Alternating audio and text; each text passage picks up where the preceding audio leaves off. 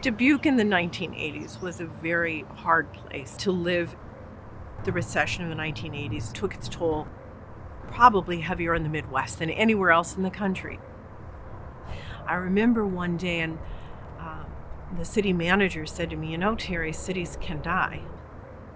And I think what we found through those difficult years was that the only way a city our size could survive was through partnership. And so we began to look at that history of the Mississippi River and how in the future we have an opportunity to make choices about our relationship with the river and with the ecosystem surrounding the river to have a better result and a cleaner environment and better communities, better economy.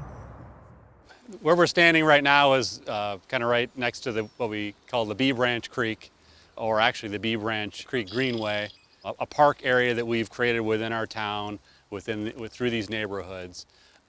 There used to be homes in this area, and we had issues with flooding, and there were hundreds and hundreds of homes, up to like 1,300 properties at risk of flooding during some of these heavy, short duration, flash flooding type events. As a community, we were looking at, well, how do we address this flooding problem? And so this is kind of the end result of that response. There was a buried creek here. It was in a storm sewer that dates back to the turn of the 20th century. And then when it would rain, that would fill up, and then on several occasions the floodwaters would overwhelm that system.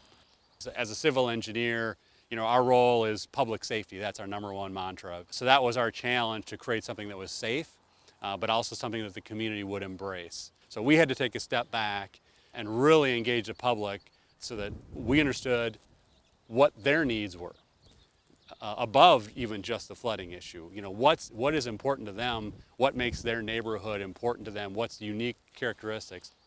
One of the hopes raised was usable green space. So that's, as you walk up and down this greenway, you're going to see usable green space. We took a civil engineering problem and we engaged the public, got their feedback, and incorporated it into our project and into the solution to a flooding problem. But in addition to that, because of the way we did it, because we looked at the watershed level and looked at the multi-layered benefits of doing a greenway versus buried pipes, we created this jewel for the community for future generations to enjoy. We also have an interest in watersheds that extend outside of our limits, and so that's why we've also been partnering with the Dubuque Soil and Water Conservation District, with Dubuque County. We understand that in order for that watershed to be healthy and thrive, that we also need to be part of that solution as well. And so that's why we've been really partnering with other communities, outside of ours, on watershed scale projects. And then we moved to our partners in the county.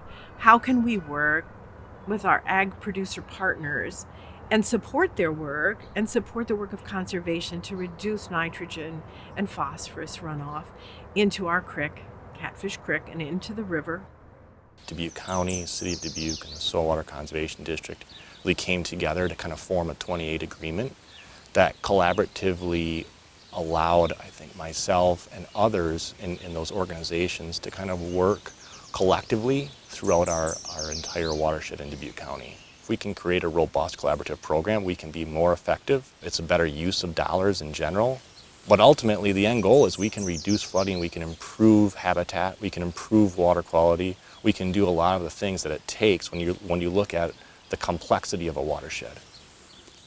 The soil health initiatives is something that we'll continue to kind of promote and enhance and try and think of creative ways how to connect with farmers in that. We all know there's no one size that fits all when it comes to conservation, when it comes to agricultural involvement. But it's taking what we know and it's hearing from farmers that have been doing it. It's learning from each other how I can be potentially more profitable and increase organic and increase soil health principles on my property. Farmers have to buy in. They have to see the advantage of doing these things that equal profitability for them. And I think when they see that and they think about future generations, and when you develop those relationships with farmers, and we hired a conservation agronomist who's face-to-face just about daily, growing those relationships with growers. It's coming about it from a lot of different angles and a lot of different reasons.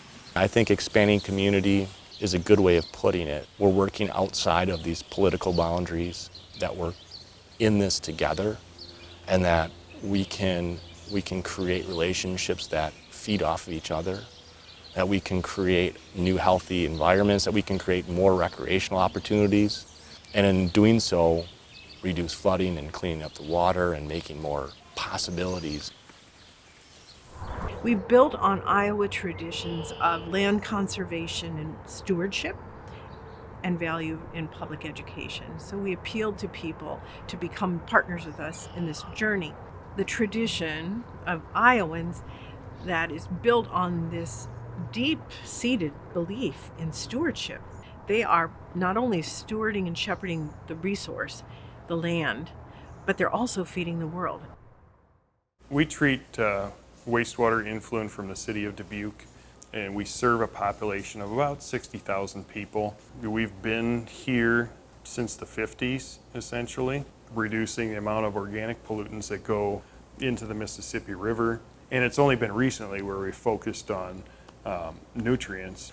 At the plant, at the Water and Resource Recovery Center here, we are looking at probably $10 to $15 million worth of improvements to meet the nutrient reduction targets. So we're looking at that expense.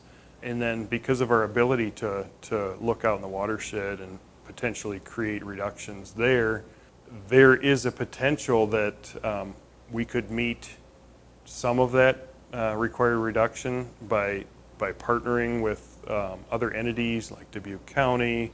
We recently signed a memorandum of understanding with the Iowa Department of Natural Resources that allows us to make improvements in the watershed. If we were to make brick and mortar improvements to the facility here, we can reduce phosphorus and we can reduce nitrogen. But if we're able to implement water quality improvement projects out in the watershed by working with landowners, we can reduce phosphorus, we can reduce nitrogen, but we also can reduce sediment loss, we can mitigate flooding, we can create habitat, potentially create recreational opportunities for the public. So there are a lot more benefits than just removing those nutrients at the plant by working out in the watershed. And we can also be a catalyst, as a leader in this movement to work in the watershed.